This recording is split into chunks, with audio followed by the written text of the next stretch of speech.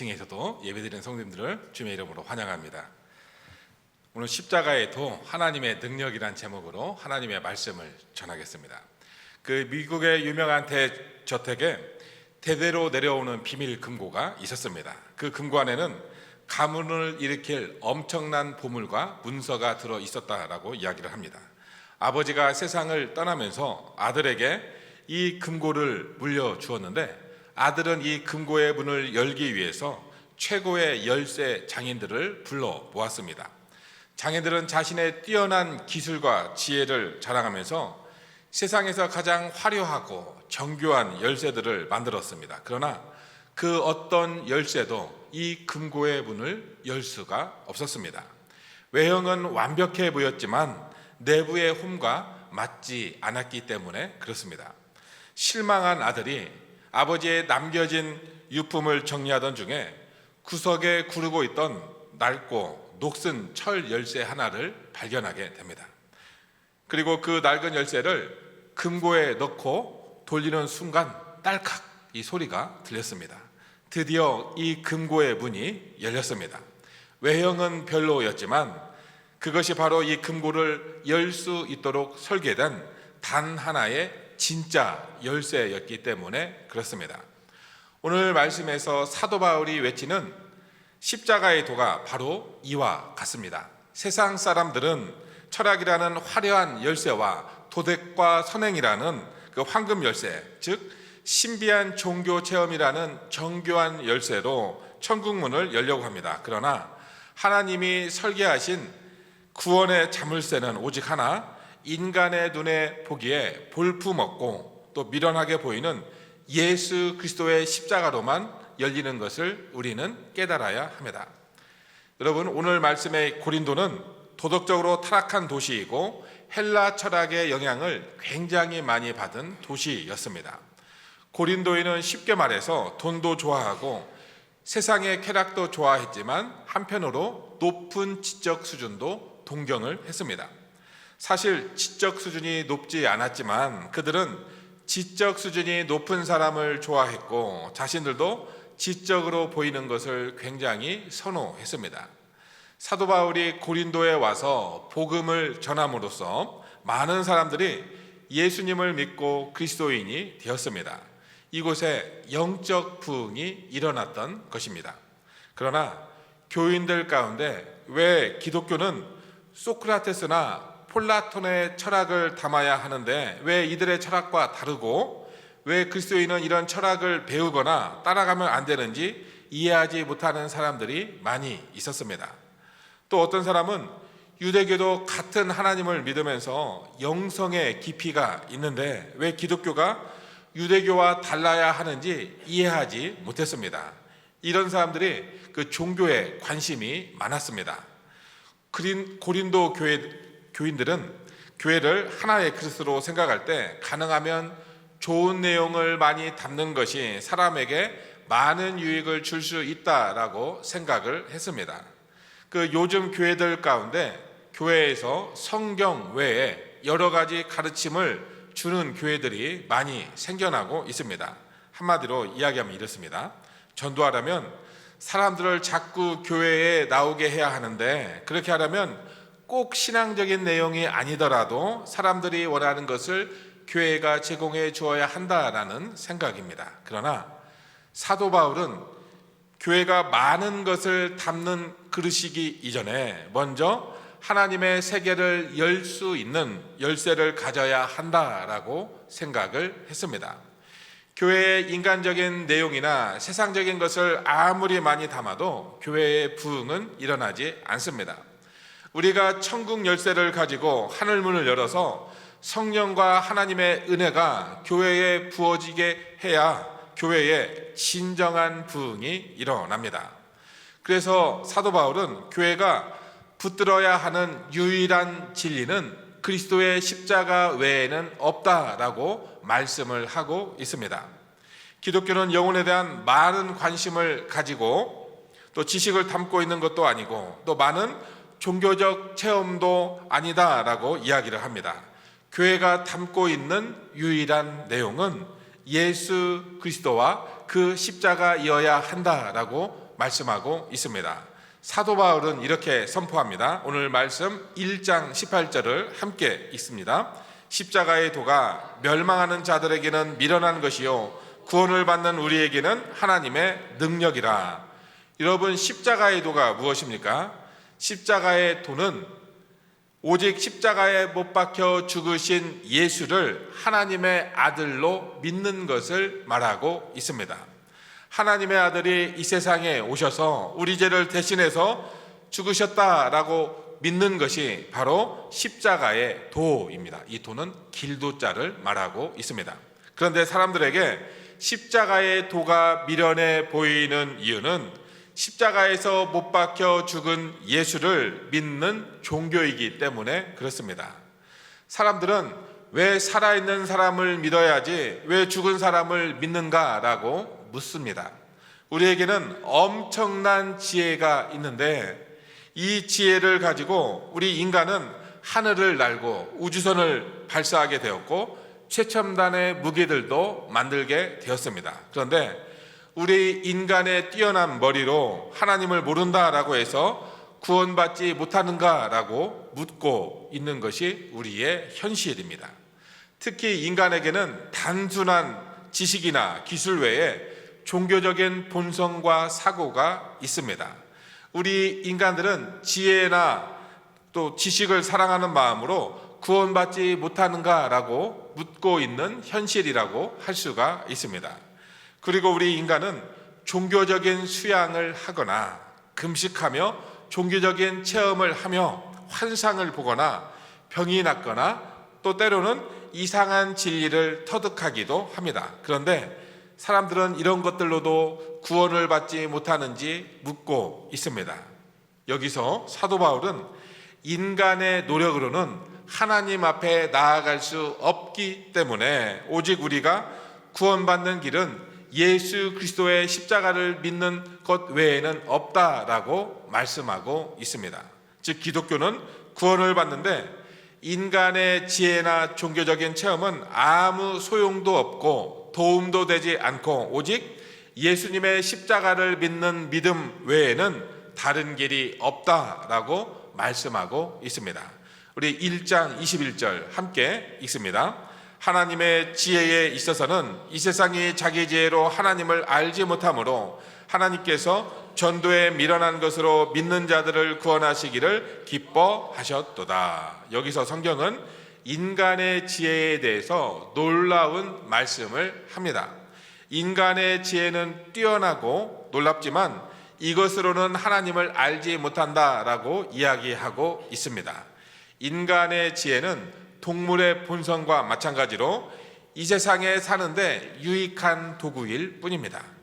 우리 인간의 지혜는 어떻습니까? 이 세상을 사는데 얼마나 편하게 살고 또 필요한 정보를 AI를 통해서 쉽게 얻기를 원하고 또 좋은 기계를 만들어서 편하게 사는 것이지 우리 영혼을 구원할 수 있는 지혜는 얻지 못합니다.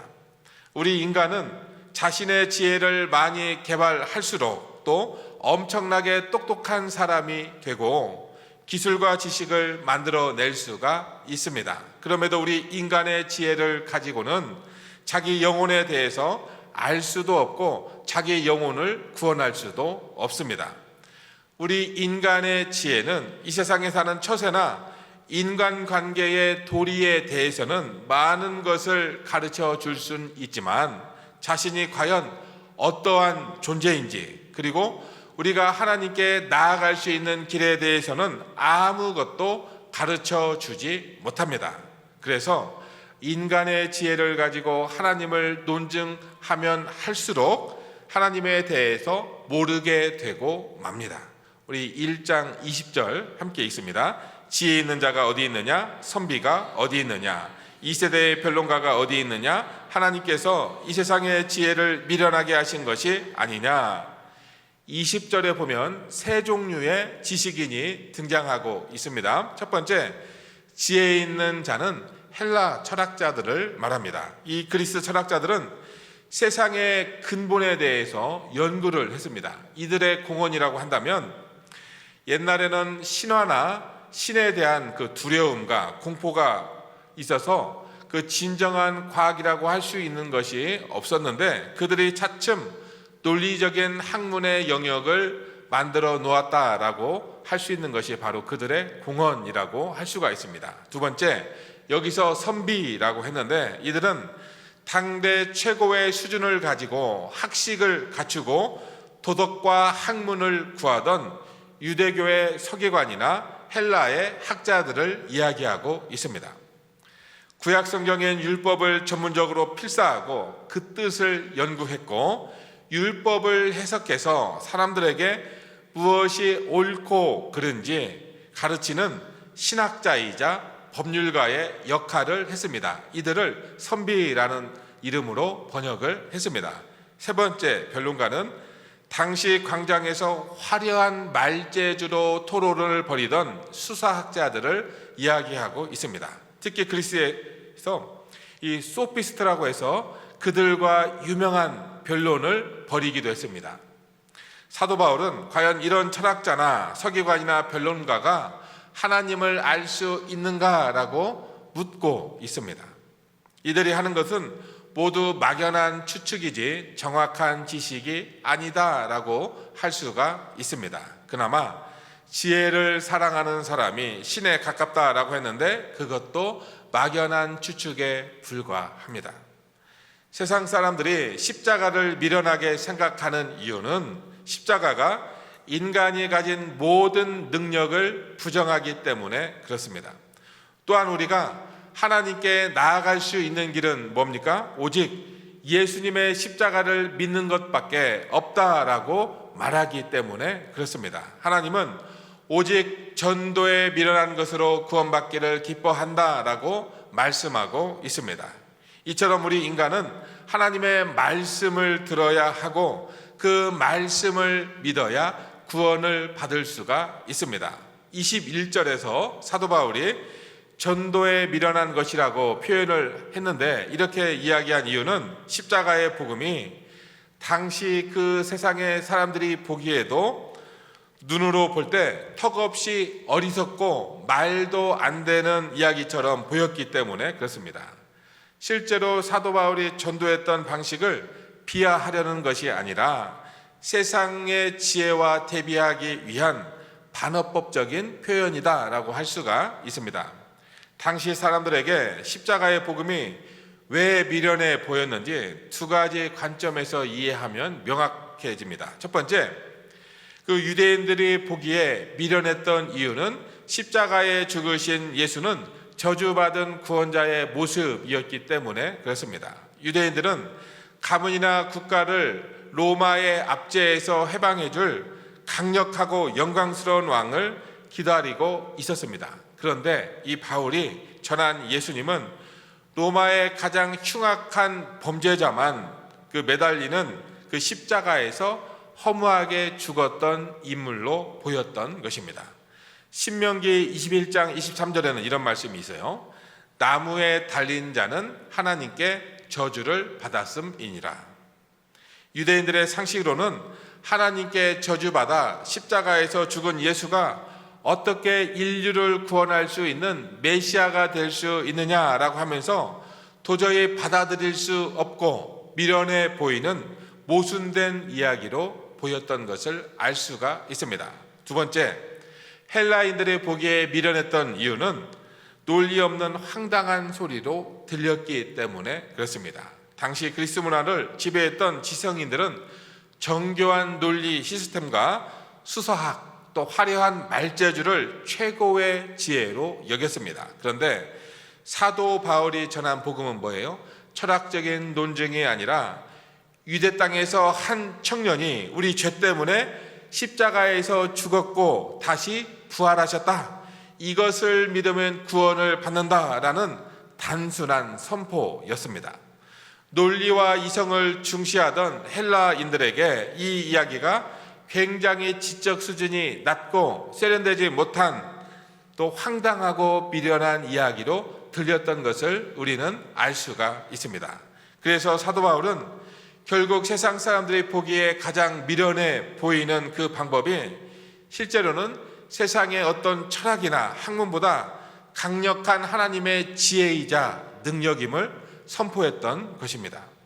인간의 지혜가 뛰어난 것은 사실이지만 그 지혜로 모든 것을 알 수 있는 것은 아닙니다. 그래서 우리는 알지 못하는 어떤 힘이 있다라는 것을 우리는 믿어야 합니다. 이것이 바로 신앙의 영역이라고 할 수가 있습니다. 하나님은 우리 인간이 지혜를 가지고 이 세상의 많은 일을 알고 유익한 것을 만들 수 있지만 구원을 허락하시지는 않았습니다. 우리 1장 19절 넘겨주세요. 우리 함께 읽겠습니다. 기록된 바 내가 지혜 있는 자들의 지혜를 멸하고 총명한 자들의 총명을 폐하리라 하였으니, 여기서 지혜 있는 자들의 지혜를 멸하고 총명한 자들의 총명을 폐한다라고 이야기하고 있습니다. 이 말씀은 하나님께 도달하는 데 있어서 인간의 지혜나 총명을 차단하셔서 인간의 지혜와 명철로는 하나님께 나아갈 수 없도록 하셨다라는 뜻으로 우리가 알 수가 있습니다. 우리가 하나님께 나아갈 수 있는 길은 뭐예요? 오직 믿음으로 갈 수 있는 것이지 인간의 지혜로 나아갈 수 있는 것이 아닙니다. 우리는 하나님의 아들을 믿는 믿음으로써 하나님 말씀을 통해서 주님께 나아갈 수 있습니다.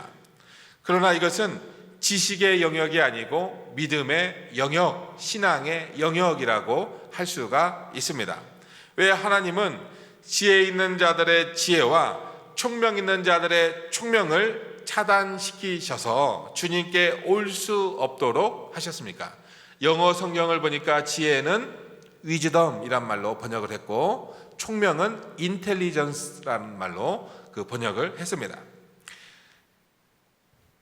이는 바로 인간이 어떤 상태에 있느냐라는 질문과 직결된 문제라고 할 수 있는데, 우리 22절, 23절 함께 읽겠습니다. 유대인은 표적을 구하고 헬라인은 지혜를 찾으나 우리는 십자가에 못 박힌 그리스도를 전하니 유대인에게는 거리끼는 것이요 이방인에게는 미련한 것이로되. 원래 유대교는 하나님의 말씀, 즉 구약 성경을 믿었습니다. 유대인이 율법을 계속해서 제대로 연구했다면 예수님께로 제대로 나아올 수 있었을 것입니다. 그러나 제대로 된 연구를 하지 못하다 보니까 아무것도 없는 것 같고, 또 우리 주 하나님에 대하여서 생각할 때에 이 세상과 비교할 때 없는 것이 아닐까, 또 부족한 것이 아닐까라는 착각을 하게 되는 것입니다.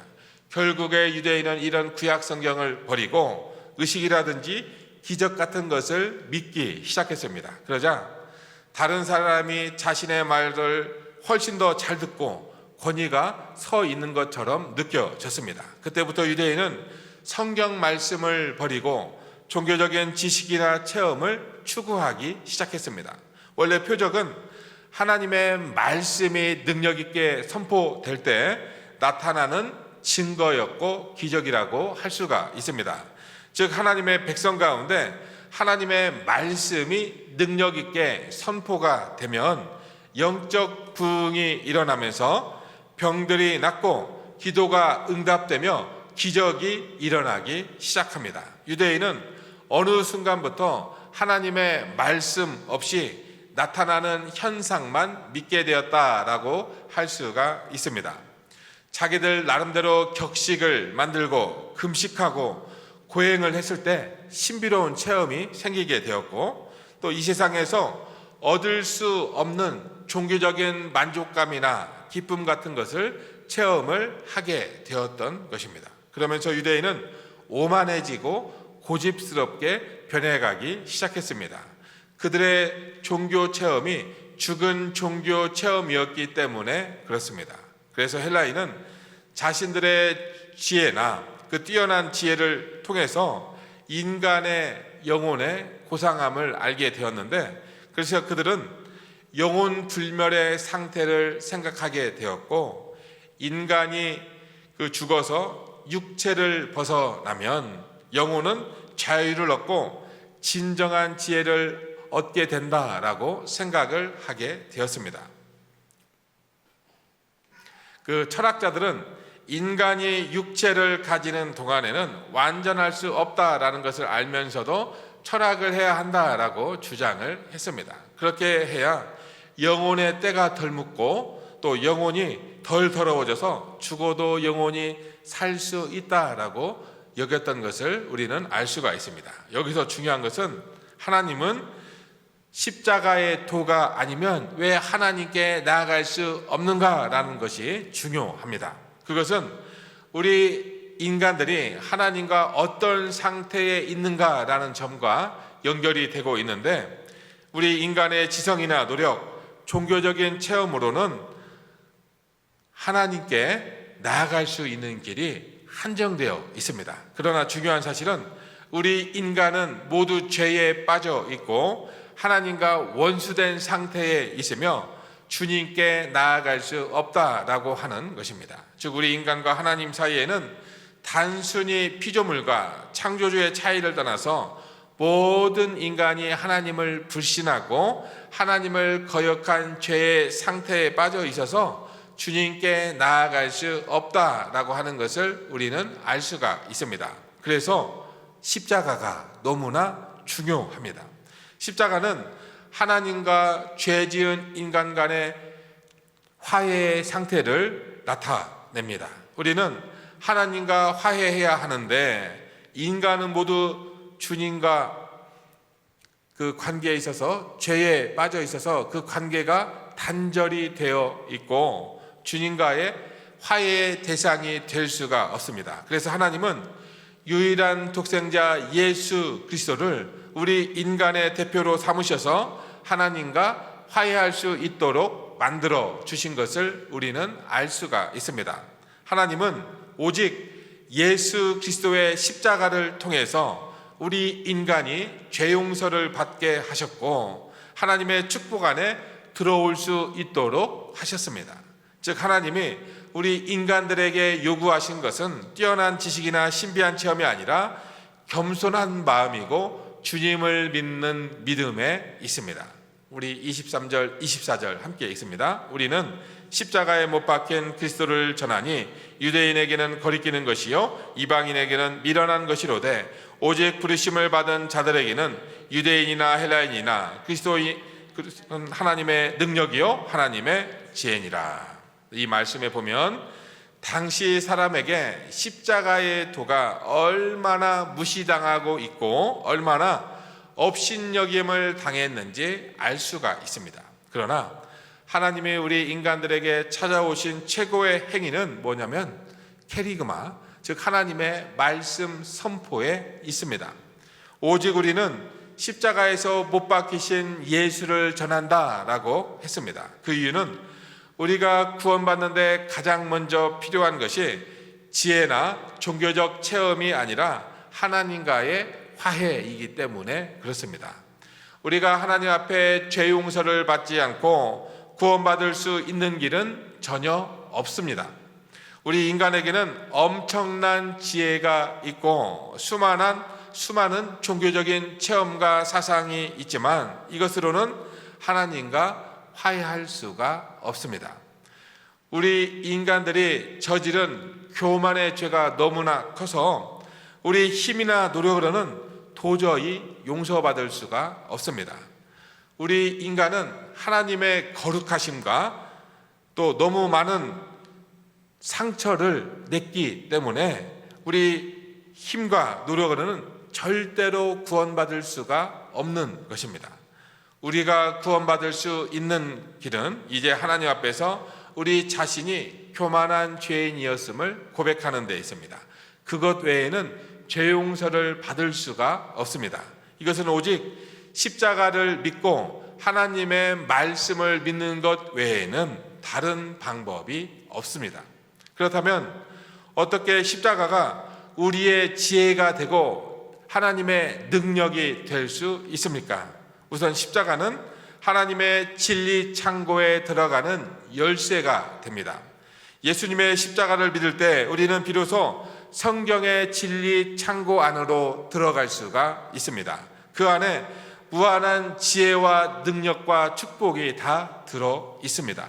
결국 교회는 이 보물 창고 안에 들어가서 진리와 능력을 가져오는 방법을 알아야 이 악한 세상 가운데 교인을 지키고 부흥을 일으킬 수가 있는 것입니다. 결국 사단의 세력과 우리 사이에 지혜와 믿음의 전쟁이 벌어지고 있다라는 것을 우리는 깨달아야 합니다. 우리는 많은 생각과 모략으로 세상을 이기는 것이 아니라 하나님을 믿을 때 이 세상을 이길 수가 있습니다. 하나님의 말씀은 좌우의 날선 검과 같아서 모든 것의 관절과 골수를 찔러 쪼개기까지 합니다. 게다가 예수님의 십자가는 하나님의 능력이 있게 만듭니다. 십자가를 통해서 하나님께 나아갈 때 주님은 우리에게 하나님의 능력을 부어 주십니다. 그래서 기도가 응답이 되게 하시고 영적 부흥이 일어나게 하시고 병이 낫게 하시고 기적이 일어나게 하십니다. 이 세상의 진정한 지혜와 능력은 무엇입니까? 우리가 잘하는 것보다 다른 사람을 움직이는 것입니다.